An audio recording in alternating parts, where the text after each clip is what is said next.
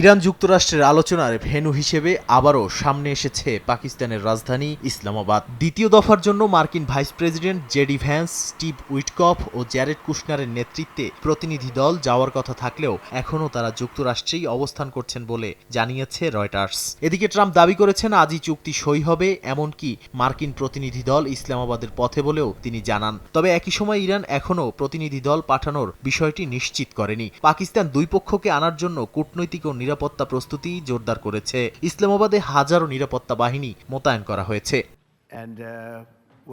মার্কিন president Donald Trump একদিকে বলছেন আলোচনায় তিনি তাড়াহুড়ো করবেন না, আবার অন্যদিকে দাবি করছেন দ্রুত চুক্তি হবে এবং সেটি 2015 সালের জেসিপিওএ এর চেয়েও ভালো চুক্তি হবে। তিনি দাবি করেন ইরান প্রতিদিন প্রায় $500 মিলিয়ন ক্ষতির মুখে পড়ছে কারণ যুক্তরাষ্ট্রের অবরোধ কার্যকর রয়েছে। ট্রাম্প আরও স্পষ্ট করেন ইরানকে অবশ্যই পারমাণবিক অস্ত্রের সক্ষমতা ত্যাগ করতে হবে, এ বিষয়ে কোনো ছাড় নয়। আরও বলেন চুক্তি না হলে যুদ্ধ পুনরায় শুরু হতে পারে। একই সঙ্গে ট্রাম্প দাবি করেন তিনি ইরানের সর্বোচ্চ নেতাদের সঙ্গেও দেখা করতে প্রস্তুত যদি অগ্রগতি হয়।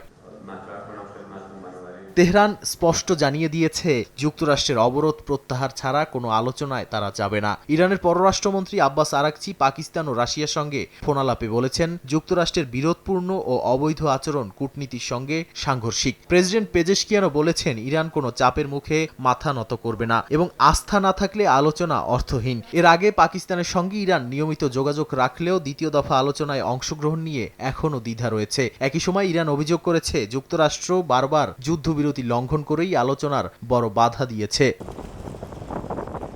অবরোধকে কেন্দ্র করে হরমুজ প্রণালীতে উত্তেজনা তীব্র হয়েছে, যেখানে যুক্তরাষ্ট্র জানিয়েছে অন্তত 27টি জাহাজ ফিরিয়ে দেওয়া হয়েছে। ইউরোপীয় ইউনিয়ন ঘোষণা করেছে যারা হরমুজ অবরোধে জড়িত থাকবে তাদের উপর নতুন নিষেধাজ্ঞা আরোপ করা হবে। একই সঙ্গে তেলের দাম প্রায় 5% বেড়ে গেছে বিশ্ববাজারে। ইসরায়েলের সামরিক প্রধান বলেন ইরানকে তার লক্ষ্য পূরণে বাধা দেয়া হবে আর ইসরায়েল আঞ্চলিক নিরাপত্তা নিশ্চিত করবে।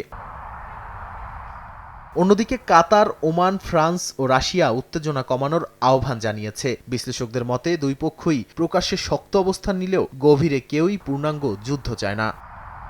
নাদিম মারজান, সময় সংবাদ।